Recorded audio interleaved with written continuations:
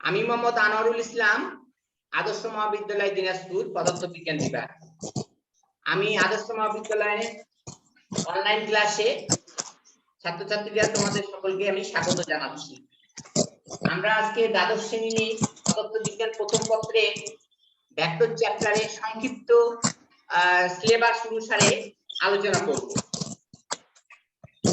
Vector কি এটা আমরা হয়তো অনেকেই আগে থেকে জানি, কিন্তু বর্তমানে আমরা একটু তাও শিখব। ভেক্টর আমরা কিছু কিছু রাশি আছে যে রাশিগুলি প্রকাশ করার জন্য শুধু মানের প্রয়োজন হয়, কিন্তু দিকের প্রয়োজন হয় না, এগুলোকে আমরা স্কেলার রাশি বলি। আর যেসব রাশিগুলিকে মান ও দিক উভয়ের প্রয়োজন হয় এগুলোকে আমরা ভেক্টর রাশি বলি। তাহলে এই ভৌত রাশির মধ্যে যেসব রাশির মান ও দিক উভয়ের প্রয়োজন হয় প্রকাশ করার জন্য সেগুলোকে আমরা ভেক্টর রাশি বলি, এবং যেসব রাশি আমরা শুধু মান দিয়ে প্রকাশ করে থাকি সেগুলোকে স্কেলার রাশি বলি। এবং এই রাশিগুলি ভেক্টর রাশি সাধারণত দেখা যায় যে এগুলো একই সমজাতীয় হলে ভেক্টর রাশির যে ধর্ম, এই ধর্মগুলো ভেক্টর রাশি সাধারণত কি করে ভেক্টর রাশি ধর্মের ভিতরে ভেক্টর রাশিগুলি সমজাতীয় হলে যোগ বিয়োগ বা গুণ করা যায় সমজাতীয় হলে। তাহলে এবং যদি বিপরীত ভিন্ন জাতীয় হয় তাহলে কিন্তু যোগ বিয়োগ করা যায় না। দুটি ভেক্টর রাশি গুণনে আমরা একটা স্কেলার রাশি পাই, আবার দুটি ভেক্টর রাশি গুণনে আমরা একটা ভেক্টর রাশি পাই। তাহলে ভেক্টর রাশি যোগ বিয়োগ গুণন একটা সাধারণ নিয়ম মেনেই হয়ে থাকে। এটা সাধারণ নিয়ম বলতে একটা নির্দিষ্ট নিয়মে ভেক্টর রাশি যোগ বিয়োগ গুণ করা যায়, বীজগাণিতিক নিয়মে কিন্তু করা যায় না। ভেক্টর রাশি শুধু তার মানের পরিবর্তনে পরিবর্তিত হয় অথবা দিকের পরিবর্তনে পরিবর্তিত হয়, আবার মান ও দিক উভয়ের পরিবর্তনেই পরিবর্তিত হয়। তাহলে ভেক্টর রাশিকে প্রকাশ করার জন্য মান ও দিক উভয়ের আমাদের প্রয়োজন ঘটে। দুটি ভেক্টর রাশির গুণফল গুণনের প্রকৃতির উপর নির্ভর করে কখনো স্কেলার রাশি হয় কখনো ভেক্টর রাশি হয়। এরপরে দেখো এরপরে আমরা ঠিক চিহ্ন দিয়ে কিভাবে ভেক্টরকে চিহ্নিত করা যায়।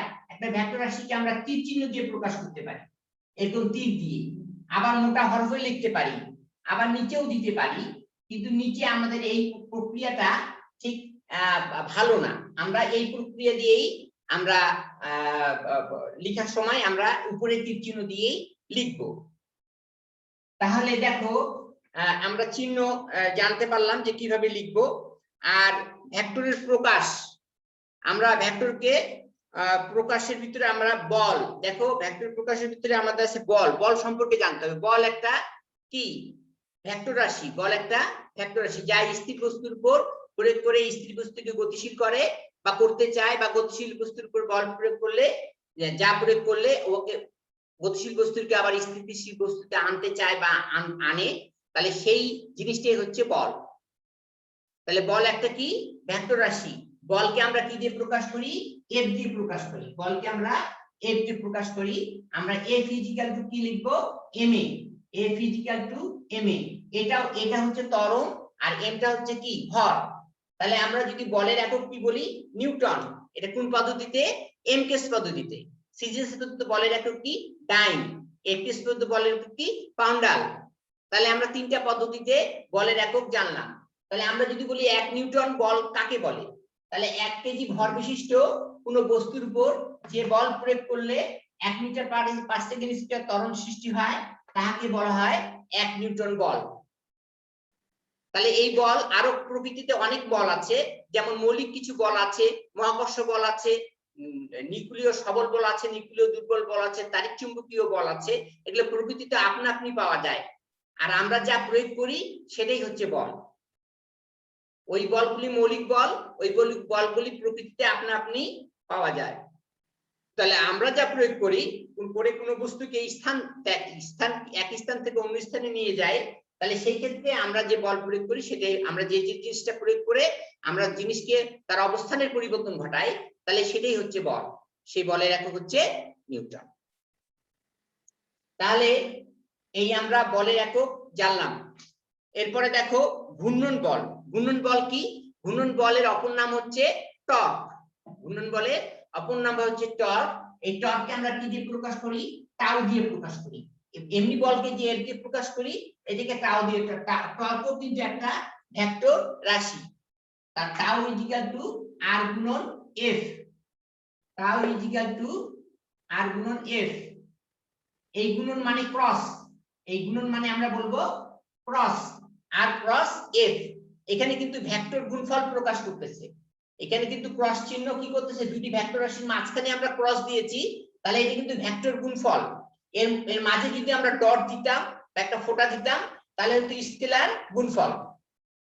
তাহলে দেখো টাউ ইকুয়াল টু আর গুণন এফ, এটা সমান সমান আবার লেখা যায় আর এফ sin থিটা।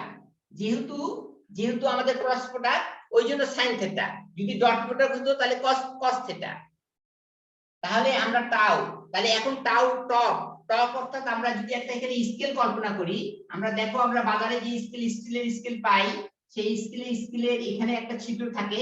এটাকে যদি আমরা অক্ষ কল্পনা করি আর এটাকে আমরা এফ বল প্রয়োগ করি, এদিকে যদি আমরা এফ বল প্রয়োগ করি, তাহলে দেখো যে এই এফ বলের যে ক্রিয়া করতেছে আর এই অক্ষ থেকে আমরা লম্ব দূরত্ব, সে লম্ব দূরত্ব আর তাহলে এই অক্ষ থেকে আমরা একটা প্রযুক্ত যে বল, ঘূর্ণন যে প্রযুক্ত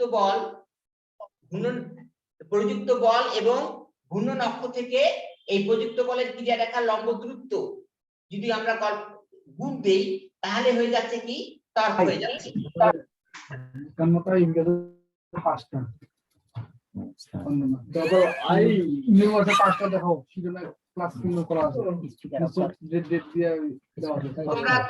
তোমাদের ইয়েগুলো একটু মিউট করে রাখো। হ্যাঁ, আচ্ছা, ওকে। এখন দেখো আর টাউ ইকুয়াল টু আর গুণন এফ, তাহলে আর এফ sin থিটা লিখতে পারি। তাহলে টর্ক একটা ভেক্টর রাশি, অবশ্যই আমরা বুঝলাম। এরপরে টর্কের পরে আছে হলো তোমার তল কি? এখন তল হচ্ছে পৃষ্ঠ, যে কোনো বস্তুর পৃষ্ঠ বা উপরি যে ক্ষেত্রফল, সেটাই হচ্ছে তল। তাহলে তলটা কি? একটা তল কিন্তু একটা স্কেলার রাশি। যে কোনো বস্তুর পৃষ্ঠ, যে কোনো বস্তুর পৃষ্ঠ বা ক্ষেত্রটাই হচ্ছে তল। এই তলটা কিন্তু একটা স্কেলার রাশি। তবে যখন বৃহৎ কোনো বস্তুর বা বৃহৎ কোনো বিশেষ ক্ষেত্রে কি হয়, বড় একটা ক্ষেত্র, যেমন মহাকর্ষ ক্ষেত্র, তড়িৎচুম্বক বল ক্ষেত্র বা চুম্বক ক্ষেত্র, এগুলো একটা বৃহৎ অংশ। এই অংশের যদি আমরা ক্ষুদ্র অংশ বিবেচনা করি, তখন সেইটা হয়ে যায় কি? সেই বিবেচনাটা, সেই অংশটা তখন আমাদের কি ভেক্টর রূপ দিয়ে বিবেচনা করতে হয়। তাহলে বৃহৎ কোনো অংশের বা বড় অংশের ক্ষুদ্র অংশকে যদি আমরা কল্পনা করি, তাহলে সেটাকে আমরা কি করি? আমরা ভেক্টর হিসেবে, সেই তলকে আমরা ভেক্টর হিসেবে গণনা করি।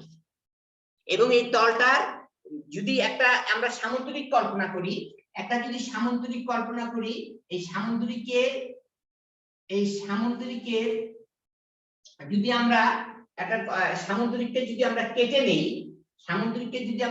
নেই, তাহলে উপরের অংশে উপরের দুইটি তল পাবো। এই সামুদ্রিকটা যদি আমরা কেটে নেই বা সামুদ্রিক আমরা চিন্তা করতেছি, এইভাবে যদি চিন্তা করি, সামুদ্রিকের একটা পাতার উপরে যদি সামুদ্রিক আগে, উপর পোর্শনটা উলম্ব দিকে, এটা তার যে তল, সেই তলটা উলম্ব দিকে কি তোমার ভেক্টর নির্দেশ করবে।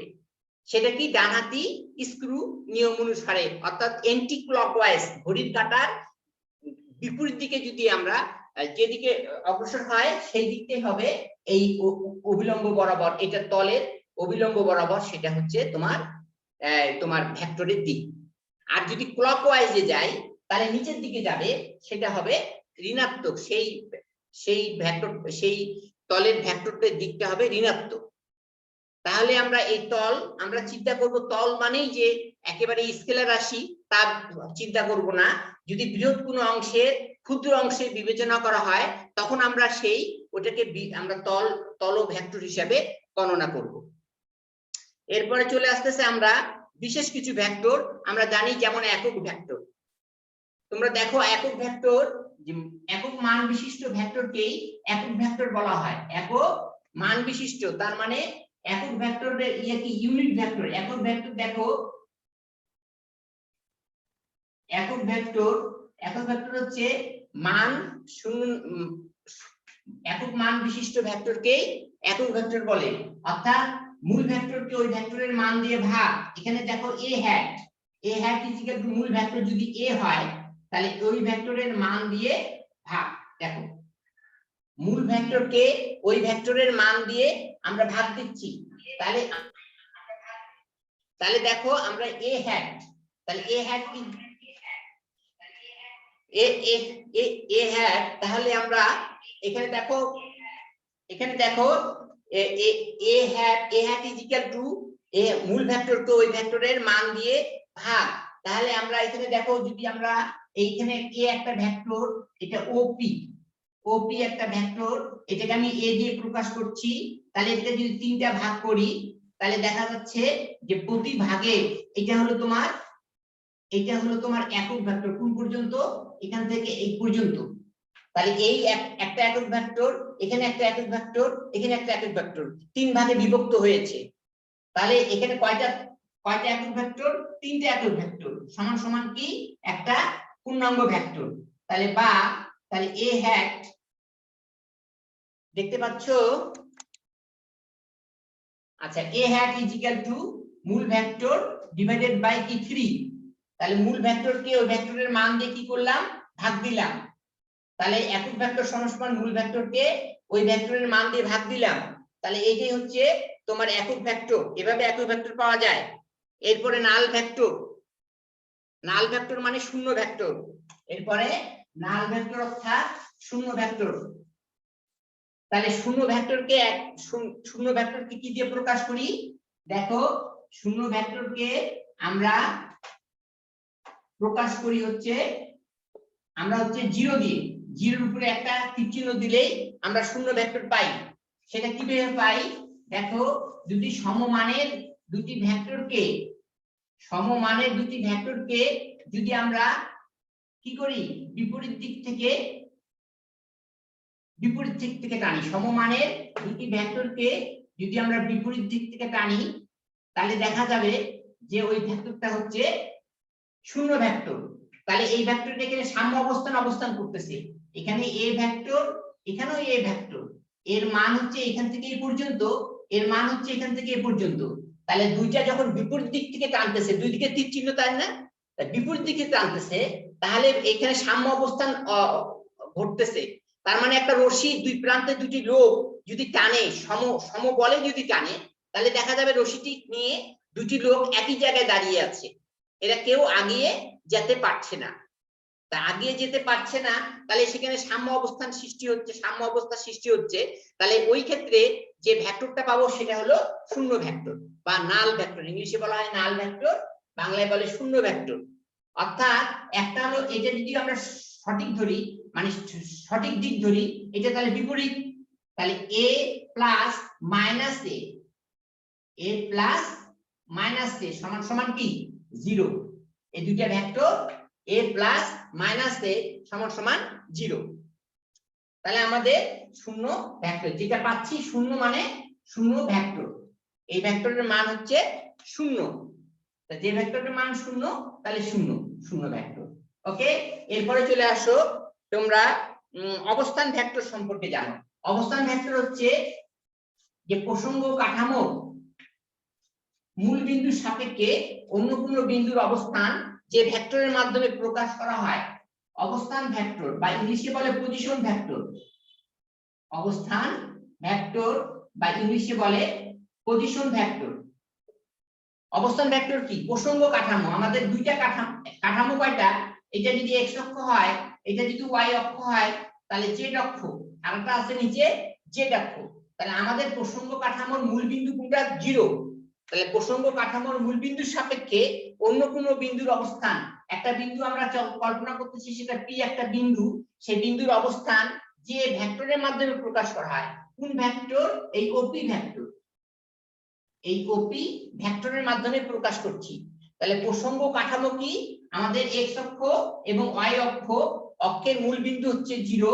তাহলে প্রসঙ্গ কাঠামোর মূল বিন্দুর সাপেক্ষে, মূল বিন্দু 0, মূল বিন্দুর সাপেক্ষে অন্য একটা বিন্দু, সেই বিন্দু হলো p একটা বিন্দু।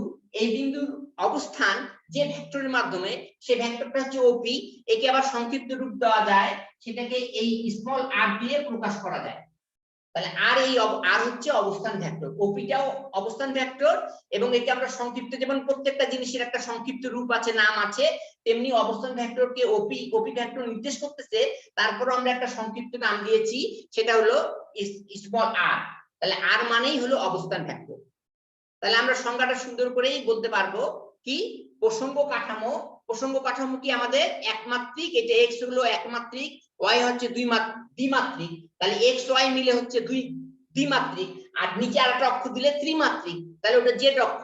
তাহলে আমাদের জেড অক্ষ দরকার নাই, আমাদের প্রসঙ্গ কাঠামো হচ্ছে এক্স ওয়াই তলে আমরা এক্স ওয়াই যে মূল বিন্দু, সেই মূল বিন্দু হচ্ছে 0, তাহলে মূল বিন্দুর সাপেক্ষে অন্য একটা বিন্দু, সেটা পি একটা বিন্দু, সেই বিন্দুর অবস্থান যে ভেক্টরের মাধ্যমে প্রকাশ করা হয়, তার মানে আর সেই আরটাই হচ্ছে আমাদের কি, অবস্থান ভেক্টর। এই অবস্থান ভেক্টর, আবার অবস্থান ভেক্টর আর কে অনেক সময় ব্যাসার্ধ ভেক্টর বলা হয়। এরপরে সরণ ভেক্টর, সরণ ভেক্টর কি জিনিস দেখো, আমরা যদি এখানেই দেখি, লক্ষ্য করে যে আমরা যদি এখানেই লক্ষ্য করে দেখি যে এই যে একটা আর1 দিলাম, এখানে আর একটা ভেক্টর দিলাম, এটা হলো r2। এটা যদি r2 হয়, তাহলে দেখো যে এখান থেকে আমরা ডিফারেন্স কি পাচ্ছি, এটা হচ্ছে ডেল আর। তাহলে এখান থেকে এই পর্যন্ত হচ্ছে ডেল আর। তাহলে r1 আর এটা হচ্ছে r2, তাহলে এটা হচ্ছে ডেল আর। তাহলে এই ডেল আরটাই হচ্ছে তোমার কি, এটাই হচ্ছে আমাদের সরণ ভেক্টর। এটা হচ্ছে সরণ ভেক্টর, এটাই হচ্ছে সরণ ভেক্টর। তাহলে সরণ ভেক্টর কি, দেখো r1 এবং r2 দুইটি ভেক্টর কি করতেছে, কোন বস্তুর অবস্থান ভেক্টরের পরিবর্তন কে সরণ ভেক্টর বলে। আমরা সংক্ষিপ্তভাবে বলতে পারি, কোন বস্তুর অবস্থান ভেক্টরের পরিবর্তনকেই সরণ ভেক্টর বলে। আর কি, কোন বস্তুর শেষ অবস্থান ভেক্টর, তার মানে r2, এবং প্রথম অবস্থান ভেক্টর r1, এই দুইটা যদি হয়, তাহলে এই দুইটার ভেক্টরের পার্থক্যটাই হচ্ছে কি, সরণ ভেক্টর। অর্থাৎ আমরা লিখতে পারি r2 ডেলার, এই ডেলার সমান সমান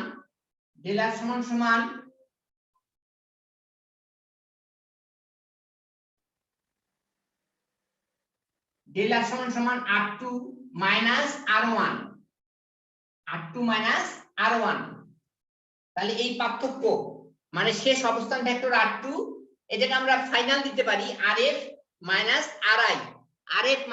ri, এই দুটি আমরা দেখতে পারি rf মাইনাস ri। তার এই ফাইনাল থেকে আমরা দেখতে পারি rf মাইনাস ri, তাহলে ডেল আর সমান সমান r2 মাইনাস r1, আমি 2 দিছি r1 দিছি, এটা যদি আমরা rf মাইনাস ri দিতাম কোনো সমস্যা ছিল না, আমরা দিলেই হতো। তাহলে এভাবে আমরা সরণ ভেক্টরও কি আমরা জানতে পারলাম। এখন বলো দেখি তোমরা একক ভেক্টর কাকে বলে, তোমরা একক ভেক্টর বলতে পারবা এমন কেউ আছো, কার সংজ্ঞাটা বলতে পারবা?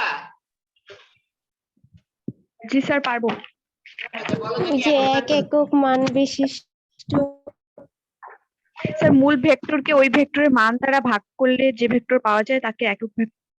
গুড, মানে পূর্ণাঙ্গটাই বলবা, খালি একক মান বিশিষ্ট ভেক্টরকে বললেই আমরা শুধু একক ভেক্টরের এক মার্ক পেয়ে যাব সঠিক। কিন্তু যখন এখানে ব্যাখ্যা চাবে, তখন যদি বা বর্ণনা করতে বলবে বা 2 মার্ক বিশিষ্ট কোনো জায়গায় এটা যদি সেট করে প্রশ্ন, তখন কিন্তু আমাদের শুধু একক মান বিশিষ্ট ভেক্টরকে একক ভেক্টর বলে, এরকম বললে হবে না, এরকম বললে আচ্ছা এরকম বললে কিন্তু তখন পুরো মার্ক পাওয়া যাবে না। এই জন্য আমরা কি করব, আমরা একক ভেক্টরের সংজ্ঞাটা তুমি যেভাবে বললে সেভাবে দেব। এবার অবস্থান ভেক্টরের সংজ্ঞাটা কেউ পারবে বলতে? অবস্থান ভেক্টরের সংজ্ঞা, আচ্ছা যাই হোক এটা হয়তো জি স্যার পারবো। প্রসঙ্গ কাঠামোর মূল বিন্দু সাপেক্ষে কোন বিন্দুর যে অবস্থান নির্ণয় করা হয় সেটাই হচ্ছে অবস্থান ভেক্টর। গুড গুড সেই কোন বিন্দুর অবস্থান যে ভেক্টরের মাধ্যমে প্রকাশ করা হয় তাকে বলা হয় অবস্থান ভেক্টর। আচ্ছা ওকে, খুব ভালো লাগলো। তা আমি কিন্তু তোমাদের ক্লাসগুলা এভাবে নিব, আমি কিন্তু পরীক্ষাও নিব তোমাদের কিন্তু পরীক্ষাও নিব। তোমরা আমি যে শর্ট সিলেবাসে ক্লাস করাচ্ছি এই সিলেবাস গুলা তোমরা খেয়াল রাখবা, এবং এই অনুপাতে আমি কিন্তু তোমাদের পরীক্ষাও নিব। তাহলে তোমরা এগুলো পড়তে থাকবা, আমি কিন্তু জানাবো পরীক্ষার ডেট কবে তোমাদের পরীক্ষা, অবশ্যই তোমরা পরীক্ষা দেওয়ার জন্য প্রস্তুতি নিবা। আচ্ছা এরপর আমরা আজকে এ পর্যন্তই। তোমরা সুস্থ থাকো, তোমরা সামাজিক দূরত্ব মেনে চলো, এবং ঘন ঘন হাত স্যানিটাইজারের মাধ্যমে তোমরা নিজেকেও পরিষ্কার রাখো, এবং সকলকে বাঁচাও, নিজেও বাঁচো। আজকে এই পর্যন্তই, আল্লাহ হাফেজ। আল্লাহ হাফেজ স্যার। আসসালামু আলাইকুম।